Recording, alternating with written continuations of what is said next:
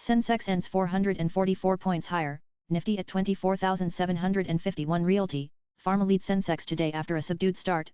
Indian equity benchmark indices surged on Thursday, driven by expectations of a potential interest rate cut by the Reserve Bank of India (RBI), along with notable gains in the pharma and realty sectors. Investor sentiment also received a boost from a decline in U.S. Treasury yields and a weaker dollar. The Sensex touched an intraday high of 81,911 before closing at 81,442, up 443.79 points, or 0.55%.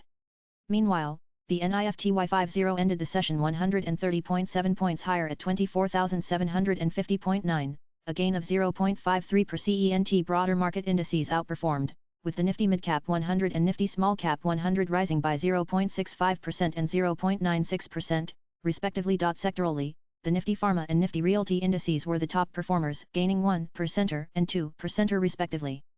The Nifty Healthcare Index also added 1%. On the flip side, the Nifty PSU Bank Index was the worst hit, shedding 0.63%. Global QS Asia Pacific markets showed a mixed performance on Thursday, weighed down by weak U.S. private sector hiring data that raised concerns about trade policy uncertainty in the world's largest economy. According to payroll firm ADP, U.S. private sector employment increased by only 37,000 in May, the slowest pace in over 2 years and well below the expected 110,000 rise forecast by Dow Jones economists.